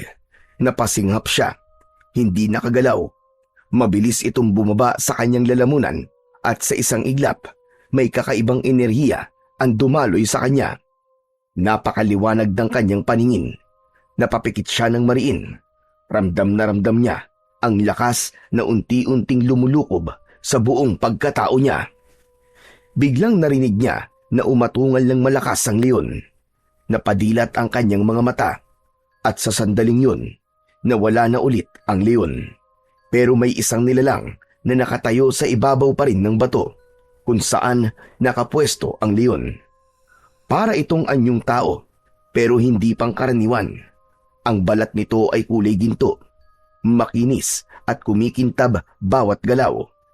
Ang kanyang mga mata ay kulay berde. Suot nito ay isang makapal na kasuotan na may sinturon na gawa sa halaman. Ngayong tinanggap mo na ang mutya, ito na ang simula, Alon. Teka, sino ka? Napangiti ang nilalang, napatitig kay Alon, ngunit hindi nagsalita. Ikaw yung leon? Kung ganun, ay hindi ka talaga leon. Isa kang elemental. Alam kong tungkol sa inyo. Nabasa ko na sa libro. Totoo. Totoo pala kayo. Mga nilalang na nagbabalat kayo bilang mga hayop. At nakita mo na ang tunay kong anyo. Ngayon ay bukas na ang iyong mga mata. Ang taglay mong dating kapangyarihan ay nagbukas na. Gamitin mo ito, kasabay ng mutya. Teka, sandali. Paano ko gagamitin ang mutya? Paano? Ngunit biglang nawala ang nilalang sa kanyang paningin. Kasunod nito ay may naramdaman siyang yumuyugyug sa kanyang katawan. Alon! Alon, gising! Gumising ka! Bigla siyang naalimpungatan. Pagdilat niya, nakita niya ang nag-aalalang muka ni Ikong. Ay, salamat naman at gising ka na. Ano ba nangyari? Kanina pa kitang ginigising kasi mukhang binabangungot ka. Umuungol ka at masyadong magalaw ka sa pagtulog. Tatawagin ko na nga sala si Apong sa lumay. Wag na. Wag mo na siyang tawagin. Teka, ayos ka lang ba? Ano ba na panaginipan mo? Nagpakita ulit sa akin yung leon eh. Ibinigay niya sa akin ng isang mutya. Pero hindi ko natanong kung paano gamitin. Napakamot sa ulo si Alon. Tila naguguluhan. Pilit niyang inaalala ang buong panaginip. Napatingin siya sa kanyang palad at may kakaibang init siyang naramdaman. Ano? Mutya? Anong mutya? Anong pinagsasasabi mo? Wala naman ako nakikitang mutya sa katawan mo eh. Wala talaga kasi pumasok siya sa bibig ko eh. Yung bato na galing sa leon. Sabi niya, yun daw ang kanyang mutya. Ano ka mo? Pumasok sa bibig mo? Oo, pagkatapos nun, naramdaman ko na kagad ang lakas. Tapos yun na, nawala yung leon. At nagpakita sa akin ang isang nilalang. Nilalang? Inilarawan ni Alon ang anyo ng nilalang na nakita niya sa kanyang panaginip. Tahimik naman si Ikong na nakinig. O siya, sige, hayaan mo bukas ng umaga. Agad tayo magtatanong kay Apong sa lumay kung anong kahulugan ng panaginip mo o kung talagang panaginip ngayon o totoong nangyari. Pero sa ngayon, subukan mo magpahinga ulit. Tama ka, Ikong. Yung mga nangyayari ngayon, pinapasakit talaga nito ang ulo ko. Kaya nga, sige na. Matulog ka na. Tahimik na muling humiga si Alon. Pinilit niyang pumikit hanggang siya ay nakatulog. Pagsikat ng araw, kinabukasan, isang malakas na tunog ng sirena ang gumising sa lahat ng mga tulog pa sa bahay. Dali! Gumising na kayo! Ano yun? Parang sirena ng bumbero ah. May sunog ba? Hindi! Si Apong sa luma yun! Tinatawag na tayo, kaya bilis na! Tara na! Hindi na nag-aksaya pa ng oras ang tatlo. Mabilis nilang inayos ang kanilang mga sarili. Pagdating nila sa hardin, naroon na ang lahat. Nakapila ang ibang mga kabataan at sa harap ay si Apo sa lumay. Tangan ang kanyang baston. Katabi nito si Tala na seryosong nakatingin sa kanila. Mabuti naman at narito na kayong lahat. Ngayong araw, sisimulan na natin ang inyong pagsasanay. Ano po ang gagawin namin, Apong? Manguhuli kayo ng hayop. Gamitin niyo ang inyong mga kapangyarihan upang masanay kayo sa pangangaso. Bumalik kayo dito bago sumapit ang takip silim. Gawin niyo ito ng magkakapareha. Ikaw Tala at Isagani. Kayo ang magkagrupo. Ikaw naman, Ikong at Alon, ang magkasama. Lina at Pedro. Damian at Leo. At kayo naman, Hero at Garrett. Nagkatinginan ang mga kabataan. Nginitian ang kanilang mga kasangga. Makikita sa kanilang muka ang saya na harapin ang hamon na ibinigay sa kanila ni Apong sa Lumay. O paano? Tayo pala magkasama. Ano, game ka na ba? Game na! Maya-maya pa ay nagsimula na silang pumasok sa loob ng gubat. Magkasunod si Alon at Ikong. Pareho ang layunin, ang manalo sa hamon at mapatunayan ang sarili. Isa lang naman ang naging alituntunin ng pagsasanay. Lahat ng bahagi ng gubat ay maaari nilang galugarin. Huwag lang ang gubat sa kabilang pangpang ng ilog, kung saan nakita ni Alon ang mahiwagang leon. Oo nga pala. Hindi natin nasabi kay Apong ang tungkol sa panaginip ko. Oo nga no. Nalimutan na nating sabihin. Hindi ko rin naalala eh. Pero baka hindi naman yun masyadong importante. Di ba panaginip lang naman yun? Hindi rin ako sigurado eh. Para kasing totoo yung nangyari. Hayaan mo na muna yun. Mag-focus ka na muna dito. Kailangan natin makahanap ng hayop na malaki para tayo ang manalo. Manalo? Bakit? Paligsahan ba to? Akala ko ba pagsasanay lang? Hehe, pagsasanay talaga to. Pero parang paligsahan na rin para sa amin. Masarap manalo sa ganitong paandar ni Apo sa Lumay. Maniwala ka. Kaya tara na. Hanapin na natin yung pinakamalaking hayop dito. Teka. May elepante ba dito? Marunong ka rin pala magpatawa ha. Ayos yan. Mukhang magkakasundo tayong dalawa. Habang nasa gubat sila, malikot ang kanilang mga mata. Pinakikiramdaman ang buong paligid, ang bawat kaluskos at ang mga tunog na naririnig nila. Sa bawat damo na hinahawi nila, umaasa silang may hayop na matatagpuan. Ngunit ilang oras na silang nagpapaikot-ikot ay wala pa rin silang nakikita. Ilang sandali pa ay napansin ni Ikong ang kakaibang kilos ng kanyang kapartner. Mabilis itong kumilos sa tuwing may naririnig silang kaluskos sa damuhan. Matalim din ito kung tumitig. Ikong! Doon! Nilingon ni Ikong ang itinuro ni Alon. Wala siyang nakikitang anumang paggalaw mula doon. Ngunit makalipas ang ilang sandali, lumabas ang isang napakataba at malaking baboy ramo na lumitaw sa pagitan ng mga punong kahoy. Wow! Grabe! Ang laking baboy ramo yan! Pwede na yan, Alon! Tara na! Huliin na natin! Hindi na nag-aksaya pa ng oras ang dalawa, lalo na si Alon. Kumilos ito na parang isang gutom na leon. Tahimik siyang lumapit, dahan-dahan, nakayuko siya ng bahagya, pilit na ikinukubli ang katawan sa mga damo. Hindi rin marinig halos ang kanyang mga yapak. Nakatuon ang tingin niya sa baboy ramo. Hindi siya halos kumurap, parang binabasa niya ang bawat galaw nito. Anong nangyayari sa'yo, Alon? Ngunit hindi siya naririnig ni Alon. Patuloy lang ito sa maingat na paghakbang. Tila ba naghihintay ng tamang tiyempo hanggang sa tumalon siya ng mataas. Diretso sa hayop at agad itong sinunggaban. Nahuli niya ito gamit ang lakas at bilis ng kanyang katawan. Malalim ang kanyang paghinga pero kalmado na siya. Sa mga mata niya, nakita ni Ikong ang tapang at kumpiyansa tulad ng isang tunay na hari ng kagubatan. Wow! Ang galing mo! Nahuli mo yan ng walang kahirap-hirap. Oh, dali! Itali na natin para agad na tayong makabalik sa bahay ni Apo sa Lumay. Agad na itinali ni Alon at Ikong ang mga paa ng baboy ramo. Nang matapos yun, ay nagpahinga sila saglit at naupo. Hindi naman maiwasan ni Ikong na di sabihin ang kanyang nararamdaman ng mga oras na yun. Grabe ka! Napahanga mo ko dun, Alon ah. Ang galing mo kanina. Parang basic na basic lang sa'yo ang pangangaso ah. Siguro, maalam ka na talaga sa mga ganitong gawain, no? Para kasing hindi ka baguhan eh. Naku, hindi. Ang totoo niyan unang beses ko palang tong ginawa.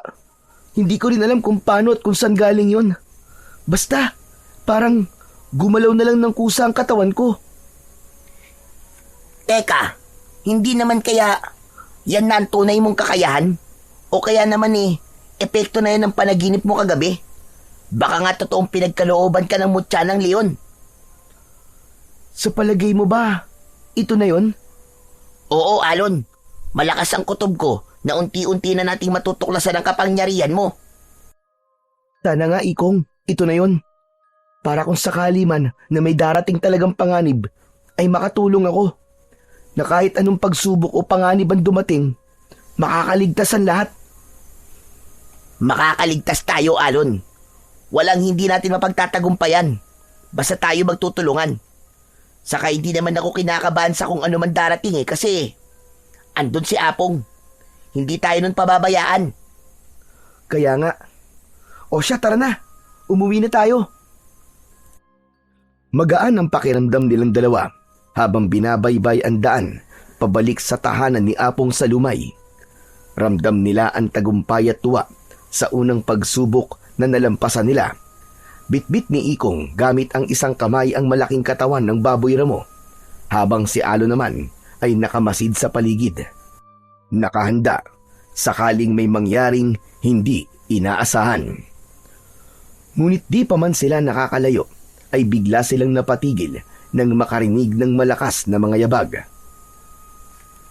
Ikong, ano yun? Narinig mo ba? Oo, may paparating. Hindi maganda ang kutob ko. Parang may masamang mangyayari. Agad na iniga at binitiwan ni Ikong sa lupa ang bitbit niyang hayop at nagpatuloy sa pakikinig. Hinawakan din niya ang suot niyang mutya at naramdaman niyang mainit ito. Parang binibigyan siya ng isang babala. Masama to. Kailangan nating maging handa. Hindi natin alam kung anong klaseng mga nilalang yung sumusunod sa atin. Mukhang tama ang kutob mo. Dahil para sa akin, hindi yan basta hayop lang. Ikong, kinakabahan ako. Huwag kang kabahan. Maniwala ka. Kakayanin natin tong dalawa. Hanggang sa biglang lumitaw sa isang bahagi ng gubat ang tatlong malalaking nilalang. Napaatras si Alon habang si Ikong naman ay agad na tumindig sa harap niya. Hawak ang kanyang mutya. Anong klaseng nilalang ang mga yan? Yan ang mga itim na gabon, Alon. Humanda ka. Mukhang mapapalaban tayo. Saglit na natigilan si Alon nang makita ang kakaibang mga nilalang na nasa kanilang harapan. Ang kanilang mga katawan ay mahahaba at payat. Medyo baluktot ang kanilang likod. Wala silang mga mata. Sa gitna ng ulo nila ay may malaking bibig na laging nakanganga. Puno ng matatalas na ngipin na parang kutsilyo. May lumalabas na mahabang dila sa kanilang bibig. Parang ahas, pabalik-balik. Isa sa mga yon ang naglalabas ng kulay itim na laway na kapag tumutulo sa lupa ay para itong asido na sinusunog ang mga damo at daon sa paligid. Nangalingasaw ito at naamoy nila Alon at Ikong ang mabahong amoy. Amoy bulok na karne at kinakalawang na bakal. Meron din itong mga galamay. Dahan-dahang umikot ang tatlong nilalang sa kanila. Alon, handa ka na ba? Hindi ko alam, pero wala na tayong pagpipilian. Lalaban tayo. Huwag kang kakabahan. Isipin mo lang kung paano mo ginamit ang iyong kapangyarihan nang hulihin mo ang baboy na mo. Hayaan mong gumalaw ang katawan mo. Maniwala ka sa sarili mong kakayahan. Habang papalapit ang tatlong nilalang, biglang lumiwanag ang mutyang suot ni Ikong. Samantalang si Alo naman ay ang mismong katawan niya ang nagkaroon ng kakaibang liwanag. Sumugod ang isa sa mga nilalang na yon, pero sa isang iglap, nakailag si Alon. Tumalon siya sa isang sanga, lumundag pababa at buong lakas na sinipa ang halimaw sa leeg. Napaurong ito at napasigaw, tila umalulong ng malalim. Ikong, sa likod mo! Bumaling naman si Ikong at nakita niya ang isa pang halimaw na halos abutin na siya. Pero bago siya matamaan ng mga galamay nito, isang di nakikitang kalasag ang nabuo sa kanyang harapan. Tumalbog lang ang halimaw. Ano, Alon? Kaya ba? Kayang-kaya, Ikong. Hanggat magkasama tayo, tatalunin natin sila. Walang iwanan. Sa sabayang galaw, tumalon si Alon at sinugod ang kalabang halimaw. Habang papalapit si Alon sa halimaw, naramdaman niyang tila kumakapal at tumitigas ang kanyang mga daliri. Sa isang iglap, tila tumubo mula sa kanyang kamay ang matutulis na kuko. Matigas, makinang, at kasing talas ng mga kuko ng leon. Tumalon siya at sinaksak ito sa leeg. Isinaksak niya ang bagong tubo ng mga kuko sa balikat ng halimaw. Napaigik ito. Umungol ng malalim, sabay pumalag, pero mahigpit ang kapit ni Alon. Ayop ka! Hindi kita uurungan! Tatapusin kita! Habang nakasampa sa likod, agad niyang pinunit ang makapal na balat ng nilalang gamit ang kanyang matutulis na kuko. Dumaloy ang itim nitong dugo, mainit at malansa. Sa kabilang banda, si Ikong ay hindi rin nagpahuli. Ginamit niya ang bilis at lakas ng kanyang katawan upang lituhin ang halimaw na tumalbog. Para siyang aninong paikot-ikot sa paligid nito. Nang makahanap siya ng tamang tiyempo, buong lakas niyang sinipa ang halimaw sa tagiliran. Tumilapon ito at tumama sa isang malaking puno. Sa lakas ng pagkakahampas, agad na natumba ang puno at bumaon ang katawan ng halimaw sa lupa. Hindi na ito muling tumayo. Alon, tapusin na natin to! Sumigaw si Alon at buong lakas na sinaksak sa ulo ang kalaban. Bumagsak ito, napaliyad sa sakit. Umalingaw-ngaw ang huling ungol nito sa gubat. Ikong! Isa na lang! Paglingon ni Alon, nakita niyang mabilis na sumugod ang kalaban mula sa likuran ni Ikong. Ikong! Tinamaan si Ikong sa likod. Napunit ang laman nito. Agad ding tumilapon at bumangga sa puno. Napaungol ito sa sakit. Agad siyang tinakbo ni Alon. Aray! Aray ko! Duguan si Ikong. Hindi niya inaasahan ang biglang pag-atake ng kalaban mula sa kanyang likod. Pinilit niyang bumangon, ngunit nanginginig ang tuhod niya dahil sa sakit na nararamdaman. Ikong, teka lang ha. Ayos ka lang ba? Kaya mo ba? Hindi pa man nakakasagot si Ikong ay umatungal ang halimaw. Napatingin si Alon sa mukha ng nilalang. Bagamat wala itong totoong mata, tila nararamdaman ng binatilyo na tinititigan siya nito. Maya-maya pa ay mabilis itong umatras at naglaho sa kakahuyan. Habulin mo, Alon! Baka may iba pa siyang bibiktimahin! Hindi kita iiwan dito, Ikong. Tayo na. Kailangan mo ng malunasan. Kailangan nating makabalik kay Apo sa lumay. Huwag na muna. Kaya ko. Kaya ko naman to eh. Sige na, Alon. Huwag ka mag-alala. Malayo to sa bituka. Anong malayo sa bitukan sinasabi mo? Malapit na nga bumulwak lahat ng laman loob mo eh. Totoo ba? Hindi, biro lang. Kung totoo yun, edi patay ka na sana. Sugat lang na mahaba at medyo malalim ang tinamo mo. Kung ganon, magpahinga na lang muna tayo ng konti bago tayo bumalik. Mabuti pa pakawalan mo na lang ang baboy na mo. Ano? Pero anong dadali natin pa uwi? Napangiti si Ikong at tumingin ito sa mga halimaw na nasa harapan nila. Teka, wag mong sabihin. Sa palagay mo, mananalo kaya tayo? Malamang sa malamang, mananalo talaga. Patuloy ang tawanan ng dalawa, kahit paminsan-minsan ay napapaigik si Ikong sa sakit na nararamdaman. Ngunit ilang saglit pa, biglang natahimik si Ikong. Parang may sumagi sa isip niya na isang alaala. Bigla niyang naisip ang isang gabi na may sumugod sa bahay nila. Bata pa siya nun, isang nilalang yun na may mahahabang dila at walang muka. Niligtas siya ni Apong sa lumay, pero ang kanyang mga magulang hindi nakaligtas. Oh, bakit umiiyak ka? May bigla akong naalala eh. Itong mga nilalang na to. Minsan ko na silang nakita. Nakalimutan ko lang pero ngayon, malinaw na malinaw sa isip ko mga nangyari. Sila ang pumatay sa mga magulang ko.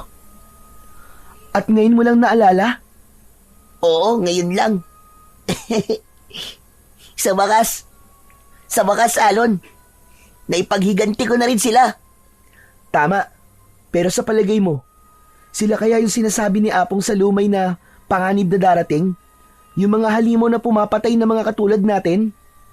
Tama ka, sila nga. At isa na lang ang natitira sa kanila. Isa?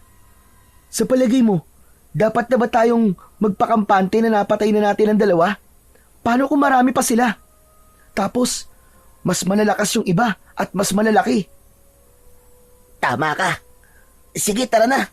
Umuwi na tayo. Sabihin natin ang lahat ng to kay Apo para makapaghanda na ang lahat.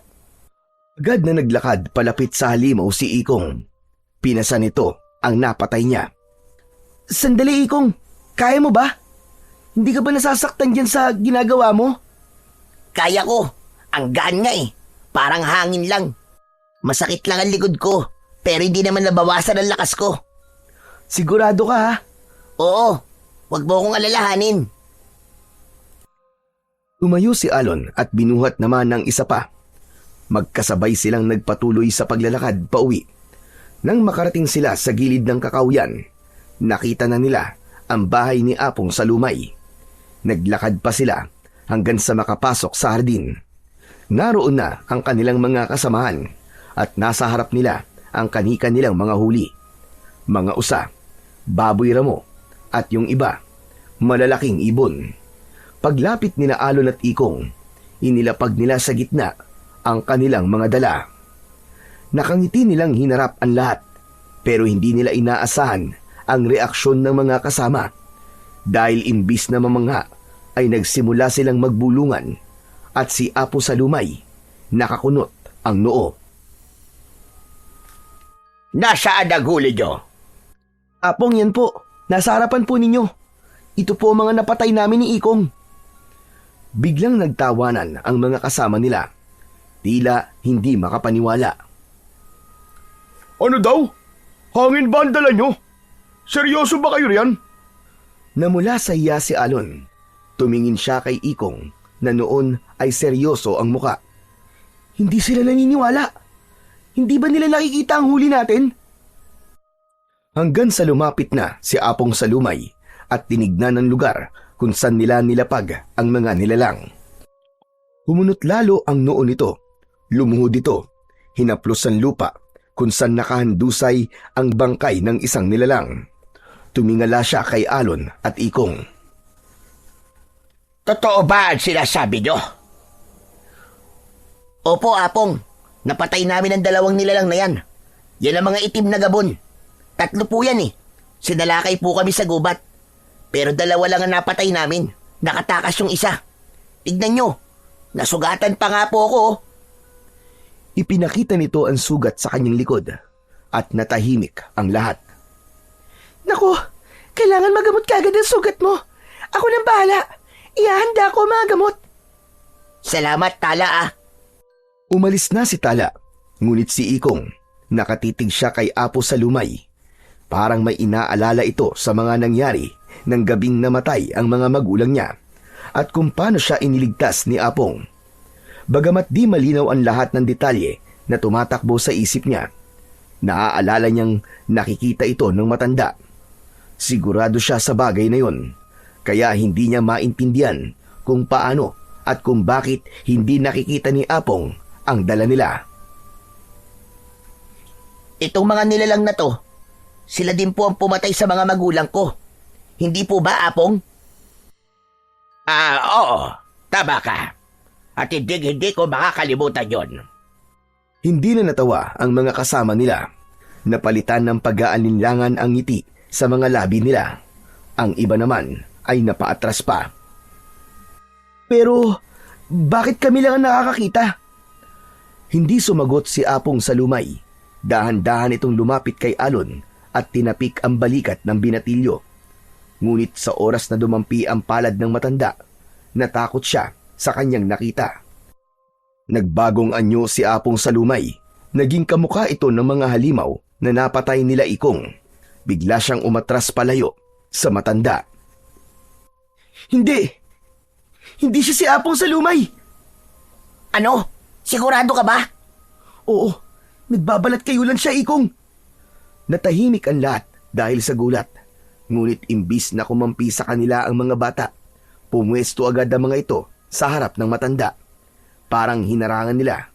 Ang iba ay nakahawak pa ng kanilang mga sandata. Anong? Huwag niyong sabihin na di kayo naniniwala sa akin. Totoo ang sinasabi ko. Isa yung itim na gabon. Lumayo kayong dalawa! Hindi namin papayagan na saktan niyo si Apo Salumay! Hindi na siya yan. Maniwala kayo sa akin. Isa yung halimaw. Ginaya lang niya ang itsura ni Apong. Hindi niyo ba nakikita? Tama si Alon. Hindi na nga siya si Apong. At sa palagay mo maniniwala kami sa'yo? Kung isa nga siyang itim na gabon, sige. Bakit hindi naman niya nakikita ang mga kauri niya, Aber? Makinig ka, Isagani. Matagal na tayo magkasama. Maniwala ka sa akin. Magtiwala tayo kay Alon at sa kakayahan niya. Dumating na ang panganib. Ito na yun. Huwag nating hayaan na linlangin tayo ng mga halimaw na yan. Patayin yan! Tumahimik ka! Subukan mo lumapit kay Apong. Subukan mo! At ako ang makakalaban mo! Ano? Pero bakit? Ba't ayaw mo akong paniwalaan? Dahil hindi ka panipaniwala. Maaaring tama ka. Dumating na nga siguro ang panganib. Pero hindi si Apong yun. Kundi kayong dalawa. Baka kayo ang mga halimaw at nililinlang niyo lamang kami. Isipin niyo, sa lahat ng kabataan nandito, kayo lang naman ang hindi pinanganak na may kapangyarihan, di ba? Lalo ka na, Ikong. Ang lakas mo ay galing lang sa mutya.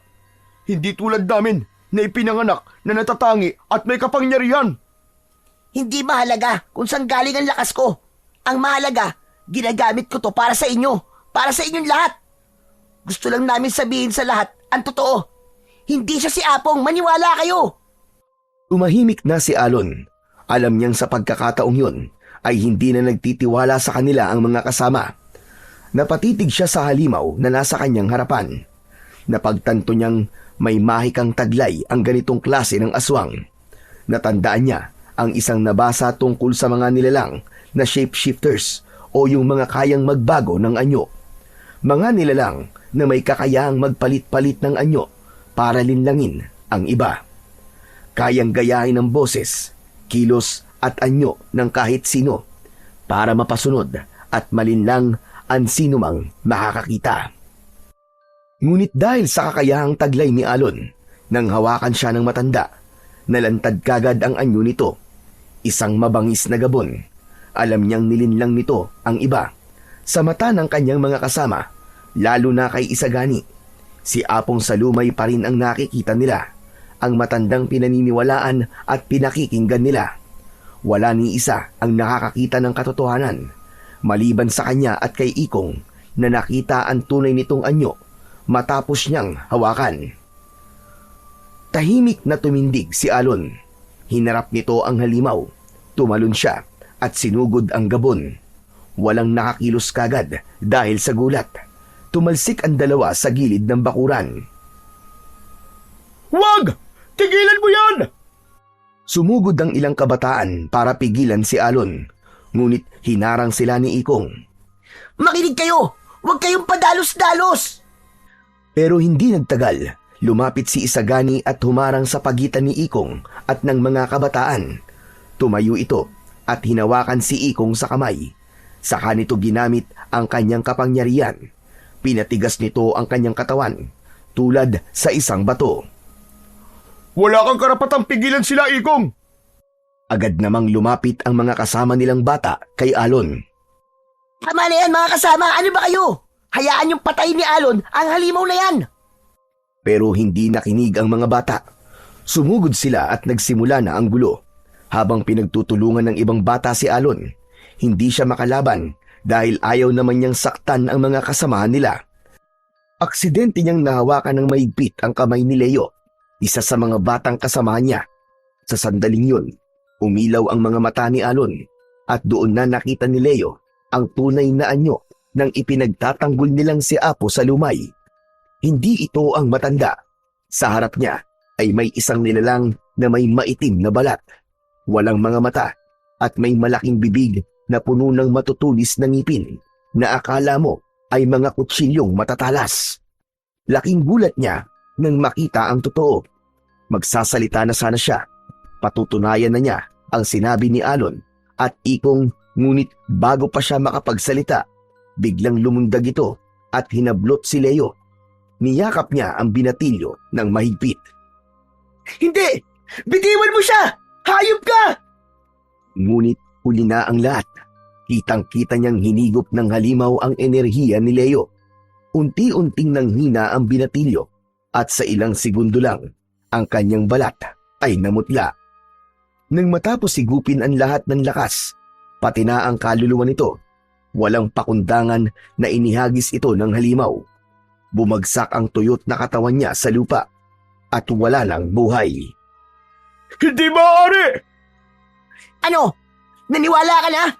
Bitiwan mo na ako ngayon din sa gani, bago pa tayo maubos dito! At doon na nga inilantad ng halimaw sa lahat ang kanyang tunay na anyo. Nakikita na siya ng mga bata. Nagwawala ito. Muling ngumanga at inilabas ang malagkit nitong mga dila na tila naghahanap pa ng susunod na magiging biktima. Hindi! Hindi totoo to! Anong klaseng nilalang yan? Yan ang sinasabi namin. Hindi yan si Apong. At kung di mo ako bibitiwan, kung di tayo kikilos ngayon, lahat tayo magiging biktima niyan. Siya ang kalaban at hindi kami. Naniwala na sila. Isa-isang bumitaw sila kay Alon at si Isagani. Binitiwan na rin si Ikong. Mabilis ang kilos ng Gabon. Ang mga galamay nito. Mabilis na hinablot si Lina, ang isa nilang kasamang babae, at tinangkang kagatin, ngunit agad itong pinigilan ni Alon. Inagaw niya ang espada ng isa nilang kasamaan at iwinasiwas ito sa galamay na may hawak kay Lina. Naputol ito kagad. Nahulog ang batang babae sa lupa. Hindi na kami papayag na may isa pang mamamatay sa amin. Tapos na ang panlilinlang mo. Labanan natin siya! Sugod!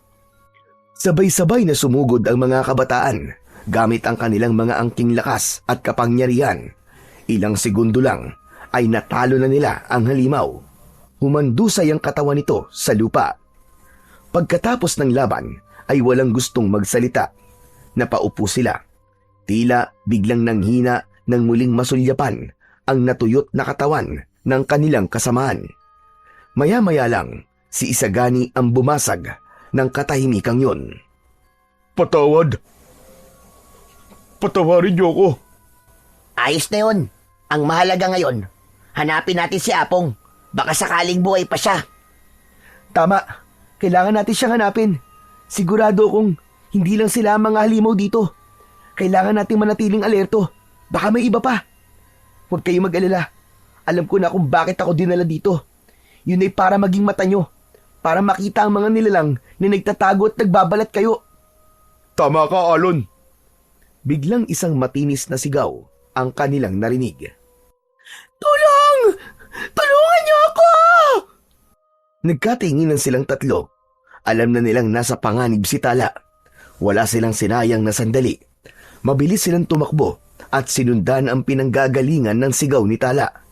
Ang hardin, kung saan nakatanim ang mga halamang gamot ni Apo sa Lumay, ay nadatnan nilang sira-sira. Ang mga paso ay basag-basag at ang mga halaman ay nagkalat sa lupa.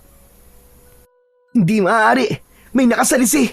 Hindi lang yun nilalang na nakita natin kanina ang nandito! Lagot na! Si Tala! Anong gagawin natin? Itinaas ni Alon ang kanyang kamay. Isinara ang kanyang mga mata at hinayaang gumana ang matalas niyang pangamoy. Hindi niya mahanap ang amoy ni Tala sa direksyon kung saan nila naririnig ang malakas nitong mga sigaw. Bagkus ay naaamoy niya ito sa loob ng bahay. Napangiti si Alon. Nililin lang na naman nila tayo. Hindi si Tala yun. Ha? Totoo? Paano mo nasabi? Wala raw ng amoy ni Tala. Nasa loob siya ng bahay. Nasa loob nga sila ng bahay. Ikinulong sila ng mga gabon kasama si Apong sa lumay. Naaamoy ko sila. Saka yung amoy galing doon sa direksyon ng pinanggagalingan ng sigaw. Mabaho. Amoy asupre at bulok na laman. Malayong malayo sa amoy na mabangong amoy ni Tala na parang bulaklak. Isa lang yung huwad. Nililin lang tayo. Ako na ang titingin sa kanila. Sige, Ikong. Kami na ni Alon ang susunod sa halimaw na yon. Kailangan siyang patayin bago pa maulit na makagaya ng anyo ng iba. Oo, sige. Susunod kagad ako doon. Mag-ingat kayo. Sige, aalis na kami. Alon, salamat ah. Salamat sa lahat. Huwag muna kayong magpasalamat. Hindi pa tapos ang laban. Tumango si Ikong at mabilis na tumakbo pabalik sa bahay upang tiyaking ligtas sina Apo sa lumay at Tala. Naabutan nga niyang nakakulong ang mga ito sa loob ng silid. Nakatali at nakabusal ang mga bibig. Si Apong Salumay ay walang malay. May nakita siyang sugat at bukol sa noo nito. Samantala sina Alon at Isagani naman ay nagsimula ng sundan ang bakas ng halimaw. Dito siya dumaan, Alon. Tignan mo yung mga yapak ng paa sa putikan. Tama ka. Dito nga. Naaamoy ko. Tinahak nila ang putikan hanggang sa napadpad sila sa madamong bahagi ng gubat. Tahimik si Alon. Patuloy ang ginagawang pag-amoy-amoy sa paligid. Malapit na sa kanila ang target. Pero sa hindi inaasahang pangyayari, bigla siyang napaubo. Oh, bakit? Okay ka lang ba? Ang baho. Hindi ko na kayang tiisin ang naaamoy ko, Isagani. Napakasangsang. Parang pinaghalong asupre, dugo at bulok na laman. Pero malapit na tayo. Malapit na talaga. Handa na ako. Sabihin mo lang kung kailan dapat tayo sumalakay. Nagpatuloy sila, unti-unting lumuhod at gumapang. Hinawi nila ang ilang damo at talahib at sabay sumilip. Nakita nila ang ilog. Nakita nila ang halimaw. Sumenya si Alon. Sabay silang sumugod. Sa isang iglap, tumubo ang matatalas at matitibay niyang mga kuko. Agad niyang nalapitan ang gabon at nasugatan ito sa tagiliran. Nagsisisigaw ito sa labis na sakit. Tama ng pagpapanggap, hayop ka! Hindi ikaw si Tala! Unti-unting naglikot ang katawan nito at nagbago ang anyo. Naging isang itim na gabon. Hindi ito nag-aksaya ng oras. Mabilis itong sumugod kay Isagani. Bumuelo at kinagat ang balikat ng binata. Pero imbis na masaktan si Isagani, isang malakas na tunog ng pagkabasag ang narinig nila. Isagani! Nang lingunin ni Alon ng kasama, ay nakita niyang nakapagpalit na kagad ito ng anyo at naging bato ang katawan. Kaya naman, ang mga ngipin ng gabon ay nagkadurog-durog. Alon, ngayon na! Habang di pa nakakabawi ito! Inatake na nga ni Alon ang gabon. Hiniwa niya ang likod nito mula sa ulo pababa sa kanyang bewang. Nang humandusay ang katawan nito sa lupa, agad niyang sinaksak ito sa dibdib at saka hiniwa ang parting yun. Dinukot niya mula doon ang puso ng halimaw. Nang matapos ay napatingin si Alon sa kanyang kuko na unti-unti nang bumabalik sa dati nitong anyo. Dahan-dahan siyang nag-angat ng tingin at doon siya napatitig sa kabilang pangpang ng ilog. Grabe! Ang dami nila! Anong gagawin natin, Alon?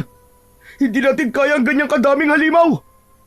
Sa kabila ng pangpang, doon ay nakahanay ang mas marami pang mga nilalang. Hindi sila gumagalaw, pero alam nilang nakikiramdam ang mga ito sa kanila. Ang ilan ay sumubok pa na lumapit sa gilid ng tubig, para bang sinusukat kung ligtas silang tumawid. Ngunit bago pa sila makalapit, isang malakas na atungal ng leon ang kanilang narinig. Nakita nila sa ibabaw ng bato ang leon. Matalim itong nakatitig sa mga halimaw. Tahimik ang mga itim na gabon. Walang ni isa man lang sa kanila ang gumalaw. Tila kinilabutan sila sa presensya ng nilalang na ito. Isa-isang umatras ang mga naunang lumapit sa ilog. Isa tong tanda ng pagkilala. Alam nilang may mas malakas kesa sa kanila. At ito ay nasa harapan nila ngayon. Pagkaraan ng ilang sandali, may narinig silang mga yabag mula sa likuran. Paglingon ni Alon at Isagani, naroon na si Apo Salumay, kasama si Tala at ang iba pang mga bata. Sinasabi ko na nga ba? Bukas na ang lumandaan. Ang portal na matagal lang isinara. Diyan dumaan ang mga naunang Gabon. Ginamit nila ang portal para makatawid, para sirain ang balanse ng dalawang mundo. Umingin siya kay Alon. Seryoso ang kanyang muka. May isa ka pang misyon, Alon. Halika, lumapit tayo sa ilog. Kailangan isara ang portal habang hindi pa sila nakakapasok, habang may pagkakataon pa. Tumango si Alon. Lumapit sila sa gilid ng ilog. Hinawakan ni Apong Salumay ang kanyang palad at inilabas ng matanda ang kanyang punyal. Teka, ano pong gagawin nyo? Ang portal ay hindi basta-basta maisasara. Gamit lang ang orasyon. Kailangan may dugo ng pinili. At ikaw yon, Alon. Ikaw ang pinili. Walang pag-aalinlangan na inunat ni Alon ang kanyang kamay. Mabilis na sinugatan ni Apong Salumay ang palad ng binatilyo gamit ang maliit na kutsilyo. Nang sandaling tumulo ang dugo niya sa tubig, unti-unting lumitaw ang isang tulay. Yun ang sinasabing portal ni Apong Salumay. Ang daan, ang lagusan para makatawid ang anumang nilalang na mula sa ibang daigdig, papunta sa mundo ng mga tao. Alon, ngayon na ang tamang panahon para maisara ang lagusan. Ipikit mo yung mga mata. Sundan mo lang ang mga salitang ituturo ko. Sige po, handa na po ako, Apong Salumay. Dinasal ni Apong Salumay ang isang orasyon. Sinundan naman ito ni Alon. Lumiwanag ang tulay. Ang mga halimaw na nasa tabi ng ilog ay sumigaw habang natutunaw sa liwanag. Napaatras ang iba pa. Pilit na iniiwasan ang nakakasunog na kapangyarihan. Unti-unting naglaho ang tulay. Muling umatungal ang leon. Ang mga masasamang itim na Gabon, unti-unting umatras. Tumakas sila at nagpakalayo-layo. Tapos na. Panalo tayo. Wala nang panganib. Salamat. Salamat sa iyo, Alon. Ang galing-galing mo. Dahil sa iyo, ligtas na kami. Pero, ngayong wala na ang portal, paano pa ako makakabalik sa amin? Hindi mo kailangan ng portal na yon. Hindi ka naman elemental o engkanto. Hindi ka rin naman isang masamang Gabon. Isa kang tao na galing sa ibang panahon. Ibang portal ang dadaanan mo. Bakit, iho? Gusto mo na bang umuwi? Sandali lang po, Apong Salumay. Anong ibig niyo sabihin sa sinabi niyo pong ibang panahon? O sige, sasabihin ko na sa iyo ang totoo. Ang mundong ito ay ang nakaraan. Ilang dekada ang agwat nito sa taong iyong pinanggalingan. Kami ang nakaraan at ikaw naman ang hinaharap. Ha? Totoo po ba sinasabi niyo? Paano niyo nalaman ng lahat ng to? Yun ang kakayahan ko, Alon. Marami akong alam. Marami. Ngumiti si Apong Salumay sa kanya. Hindi ka pa man isinisila, Alon. Nakaguhit na ang tadhana mo. Alam ko na may darating dito galing sa hinaharap para maging mata at para maging sandata. Kung hindi mo nagampanan ang papel mo, maiiba ang hinaharap. Yun pala ang sinasabi niyo po, na kailangan may dapat ayusin. Dahil kapag nagulo ang mundong to, magugulo din po mundo ko. Ngayon naiintindihan ko na po. Pero may isang hindi pa po malinaw sa akin eh. Ano ba yun, iho? Bakit po ako? Bakit po ako ang pinili? Tadhana, Alon. Tadhana. Kaya ka nandito. Wala tayong karapatang questionin kung saan tayo dadalhin ito. Hindi ko alam kung paanong eksaktong nangyari, pero malinaw ang dahilan kung bakit ka nandito ngayon. Yun ay ang para tumulong. At ngayong nagampanan mo na ang misyon mo. Tanong ko lang sa iyo, Alon. Hinawakan ni Apong Salumay ang braso ni Alon at tumingin ng seryoso sa kanyang muka. Handa ka na bang umuwi? Napatingin si Alon sa kanyang mga kasamahan. Nakangiti ang mga ito sa kanya, pero may lungkot sa kanilang mga mata. Opo, uuwi na po ako. Paalam na po sa inyo. Lumapit si Alon sa kanila. Tinignan niya ang bawat isa. Niyakap niya si Tala ng mahigpit. Tala, maraming salamat sa lahat ha. Mag-iingat ka palagi. Sumunod na niyakap niya si Isagani. Napilit na pinipigil ang luha. Salamat, Alon. Hindi kita makakalimutan. At sa huli si Ikong. Maigpit silang nagkamay at nagyakap. Aray! Nasagi mo yung sugat ko eh. Ang sakit naman.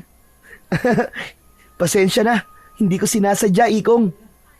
Ayos na. Alam ko naman yun eh. Pero masaya ako na nakilala kita. Sana muling magtagpo ang mga landas natin. Sana makita ka namin ulit sa hinaharap, Alon. Posible ba yun, Ikong? Oo naman. Diba ang sabi ni Apong, ilang dekada lang. Ibig sabihin, posibleng buhay pa kami sa panahon mo. Talaga? Wow, kung gano'n hahanapin ko kayo. Sana nga magkita-kita tayo ulit. O siya, tama na yan. Tara na, Alon. Oras na para bumalik. Tumango si Alon at dahan-dahang lumakad papalapit kay Apong Salumay. Biglang umatungal ang leon ng malakas. Parang nagpapaalam din ito sa kanya. Kinawayan niya ito at pinasalamatan.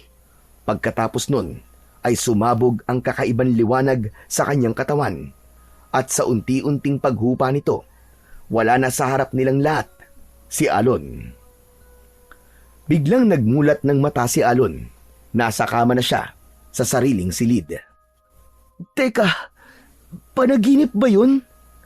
Pagtingin niya sa kanyang palad ay meron siyang sugat. Totoo! Totoo nga nangyari yun! Hindi panaginip! Maya-maya pa, bumukas ang pinto. Pumasok ang kanyang lolo Eko. Iho, ano nangyari? Gabi pa. Ba't napakaingay mo? Lo, may napuntahan po akong lugar. Malayo po rito. Sa Ilaya po. Oo, nanggaling po ako sa Ilaya. Ano ka mo? Ilaya? Opo, nakilala ko po doon sila Tala, si Isagani, si Apong Salumay, at yung iba pang bata. Hindi mo ba naalala si Ikong? Aba, hindi ko po makakalimutan si Ikong, Lolo. Partner ko po yata yun sa pagpatay doon sa 2 itim na gabon. Malakas po yun, Lolo. Kayang-kaya po niyang bumuhat ng mabigat na ba... Teka, paano niyo po nalaman ang tungkol kay Ikong? Humalakhak si Lolo Eko. Niyakap ng maigpit ang kanyang apo. Nang kumala sila sa isa't isa, hinubad ng matanda ang suot nitong pang-itaas na damit. Ipinakita nito ang suot niyang kwintas na may nakasabit na mutyang kulay berde at ipinakita din niya ang mahabang peklat sa likod. Lolo, ikaw si Ikong? Ako nga. Sabi ko na magkikita ulit tayo, partner.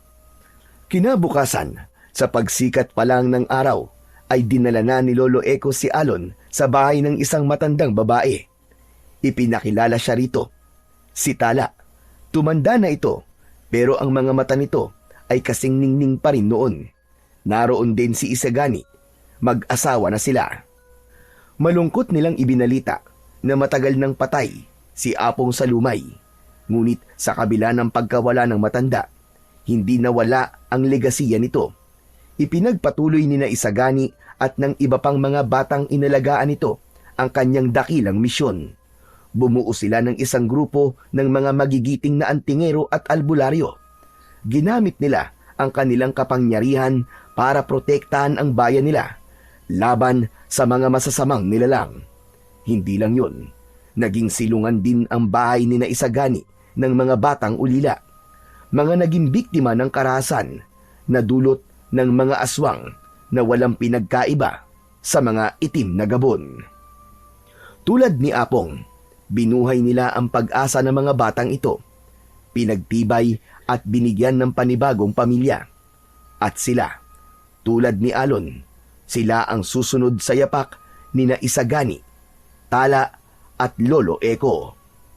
Dahil doon, kahit magbago man ang panahon at ang oras, kampante ang lahat na laging may magtatanggol, laging may magpapatuloy. Dahil ang kabayanihan hindi nagtatapos at naipapasa ito. Napangiti si Alon, masaya siya, hindi dahil tapos na ang laban, kundi dahil alam niyang may saysay ang lahat ng kanyang pinagdaanan. Isa-isa niyang niyakap ang kanyang mga naging kasama, sina Tala, Isagani, at ang kanyang Lolo Eko na si Ikong. Ngayon malinaw na sa kanya ang lahat. Alam na niya ang gusto niya, ang maging katulad nila, ang maging tagapangalaga ng kabutihan. Gagamitin niya ang mutyang nasa loob niya, hindi para sa sarili niya, kundi upang tuparin ang misyon niya sa tunay na mundo. At yun po mga idol, sana po ay nagustuhan niyo ang ating kwento. Ngayon naman po, ay dumako na po tayo sa inyong pinaka-nire-request at pinaka-hinihintay na shoutout portion. Ano pa pong hinihintay natin? Umpisahan na po. Shoutout po Jefferson Hagonoy. Maraming salamat po sa inyong walang sawang pagsuporta. Shoutout po Annabel Ana. Shoutout po Roslyn Bitang from Pascual, Batangas. Shoutout po LV Dipalan from Dammam, Saudi Arabia. Shoutout po Jesse Actoy from Bacolod. Shoutout po Risa Bella Rosales from Kuwait. Shoutout po at maraming salamat sa suporta Christina Historia. Nakikinig po habang gumagawa ng tsinelas from Marikina. Shoutout po Enhor Samdalgan from Kuwait. Shoutout po Rosalinda Sanchez, Jessica Rojas from Kuwait, Jenilyn Mamanda. Shoutout po Elvira Angkot from Binangonan, Rizal. Shoutout po Wilbert Biador from Taytay, Rizal. Shoutout po at maraming salamat Milenio Batubalani from Rizal. Shoutout po Bernard Manalo from UAE. Shoutout po Jonalyn Marquez. Shoutout Nova Reyes. Shoutout po Nili Fight from Payatas, Quezon City. Shoutout po at maraming salamat Arvin Bertuccio from Dubai. Hello po sa inyo dyan sa Dubai. Shoutout po October 1983 from Hong Kong. Hello po sa inyo dyan mga OFW sa Hong Kong. At shoutout po Teresita Rosete from Maribeles, Bataan. Muli po, maraming salamat po sa inyong walang sawang suporta at pakikinig ng mga kwentong aswang at katatakutan sa aking munting channel na The Voice Addict at Apong Isaac. Hanggang sa susunod pa pong kwento na magpapatindig ng inyong mga balahibo mula sa mundo ng kababalaghan.